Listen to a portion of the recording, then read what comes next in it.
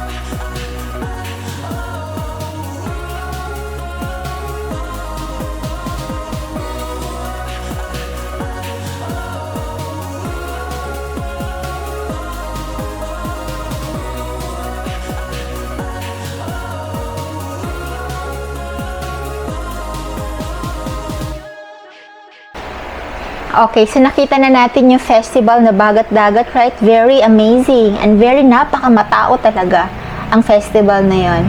Okay, so ang Matayom Lagoon, syempre located sa Matayom, ang property natin is also in Matayom, very close lamang sila. At yan na yung kapitbahay nyo na nakikita nyo sa video, ilang bubong lamang po yun nandyan. Kaya, pag-usapan natin yung utilities. So, once po kunin nyo ito, unang-una ay yung electricity. Kailangan nyo magpagawa ng solar. Maglagay dyan ng solar panels for your electricity kasi wala pang linya ng kuryente dyan. With regard to water, you need to have a deep well.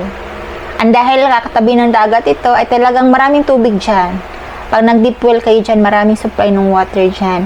And next is for the internet. Very important, right? Na lahat tayo, meron tayong internet.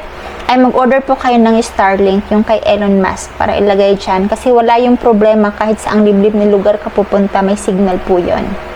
Okay, so that's your utilities. Okay guys, so nag-usap pala kami ng owners, and aside sa Filipino markets natin na pwedeng bumili nitong property, in-offer din namin ito for foreigners. So, para po sa inyo na may mga kaibigan ng foreigners, kindly share that this property is also available for foreigners but not for sale.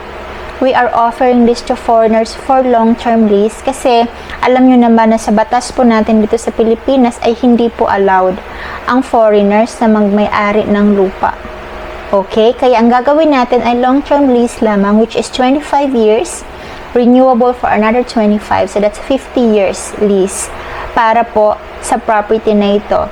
So, ang foreigner na makaka-lease or upa or makaka-rent itong property nito will have all the advantages of an owner. Like for example, gagawin niya itong private villa or a resort para mabawi niya ang ang investment niya, which is also 11 million something. Converted into dollars ay nasa 209,618 US dollars po yan. Ang pagbabasihan natin ay $1 is equal to 55 pesos. Okay, so I'm gonna share with you some techniques kung paano po mabawi ng kaibigan ninyong foreigner yung kanyang investment na $209,618 for 50 years. So, I'm gonna share some techniques, okay? Alam naman natin guys, diba, na may mga ibang foreigners talaga na ayaw nila na nasa Filipino partner nila yung property. Gusto nila talaga na nasa sarili nilang pangalan. Like for example, may nakausap ako dating European na foreigner, kumontak siya sa akin, pati yung girlfriend niya na Filipino. They want to buy a condominium but the foreigner doesn't want to name the property to the Filipina kasi hindi pa sila kasal. Boyfriend-girlfriend pa lamang sila. Initially, they asked me for a house and lot. But ang gusto ng foreigner, pangalan niya, sabi ko, sorry po, hindi pwede kasi hindi allowed ang foreigner bumili ng lupa. Kaya sabi ko, condominium na lang. So, ang condominium kasi pwede sa foreigners, right? So, this time, ito, dahil hindi nga allowed sa batas natin, yung foreign ownership ng lupa, ay papaupahan na lang natin yung property. Okay guys, so I'm gonna share with you some tips kung paano po ma-recover ng foreigner friend niyo yung kanyang investment na 11,529,000 pesos. Okay? So, i-divide natin yan by 50 kasi 50 years yung rent sa property. So, every year, that's 230,580 pesos. I-divide natin yan ng 12 months. So, that's 19,215 pesos every month. And i-divide naman natin yan into 30 days. So, every day is like you're spending 640.5 pesos. Or in US dollars, that's $11.64. Okay. So, 640 pesos every day na expense for a beach property that has a lot area of 3,294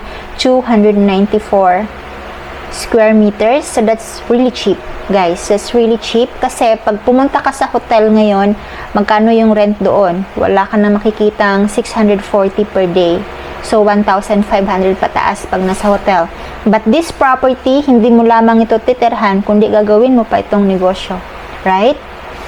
So, mag-share ako some tips. So, you can use this as a private villa. And if you use this as a private villa, guys, for your personal use, syempre, hindi ka nakikita. Kasi gusto mo ng privacy, kaya nga private villa, right? So, that's exclusive for you, your loved ones, your friends, and your family. So, you don't earn from that. And, gastos talaga, hindi mo ma-recover yung 11 million mo na investment. But, kung i-convert mo itong property na ito as a resort, so, meron ka nang matitirhan, may bakasyonan ka na, meron ka pang income na ma-generate for this property. So, these are some of my ideas na pwede nyo dagdagan. Okay? Itong property na ito, you can put some umbrella table. Mag-price lang ako ng minimum amount kasi hindi ko naman masabi kung gaano kaganda yung improvements na ilalagay nyo dito sa property, right? Kung gaano kaganda yung bahay, cottage, or whatever. But for the umbrella table, I'll price this minimum of 500 pesos per day. Okay? And then, sa cottage naman, small cottage is nasa 1,000 pesos per day. But for a big cottage na para talaga sa, example, 10 packs or 20 packs, so, pwede kayo mag-charge dyan ng 2,000 pesos a day. Depende yan sa, depende sa kaganda ng gagawing cottage. Minimum lang itong pinag-uusapan natin. And then, sa gustong mag-stay overnight, you can charge the room for 2,000 pesos a day. And then, kung mag-hire kayo ng bangkero at may bangka kayong sarili, ipapa-experience nyo yung inyong mga guest sa bangka. Okay? For 1,000 pesos per hour, good for 3 persons na guest plus yung bangkero, 4 person ang kakasya dun sa bangka. Okay, 1,000 pesos per hour. So, sa isang araw, it's possible na maraming gagamit ng bangka na yon. Okay? And then, you can also have a banana boat, snorkeling. Okay. So, di ba sa computation kanina, yung daily na expense mo ay 640 pesos lang. Kaya, bawing-bawi. Isang cottage lang. Bawi na yung 640. Plus, kung meron pang ibang mga amenities na gagamitin ng inyong mga guests for this property, maliit na bagay yung 640 pesos a day. So, you can really recover your investment. Kung may foreigner na uupa dito for 50 years, yung 11 million niya ay hindi lang doble yung kikitain niya for this property. So, talagang wala lang yan. Okay? Basta, gawin niyang resort itong property. And to do the marketing, ang suggestion ko, of course, almost everybody in the Philippines right now or in the world are connected in Facebook. Kaya, mag-market kayo sa Facebook using Facebook ads para maraming makakita. And then, you invite vloggers. Very powerful ang mga vloggers ngayon. You invite vloggers to stay in the resort for free, to vlog the property and say something about the experience staying in the resort. And then, yun na yung marketing ninyo. Kasi yung mga vloggers ay meron po yung 1,000 subscribers, yung iba million subscribers. So, they can really help. Ano lang naman yung mag-stay ng one day for free sa resort, right? And to experience traveling to Masbate. So, yun po yung mga masishare ko. So, guys, I'll put my contact details in this video. And dito sa description naman itong video sa baba, ilalagay ko doon yung aking WhatsApp, Viber, phone number, and aking Facebook account so that you can contact me. And also, please also tell your foreigner friends that I have a beach property that they can lease for those who are very interested to open a resort here in the Philippines. So, we are offering this property para po sa inyo. So, I hope to hear from you soon and see you in my next video.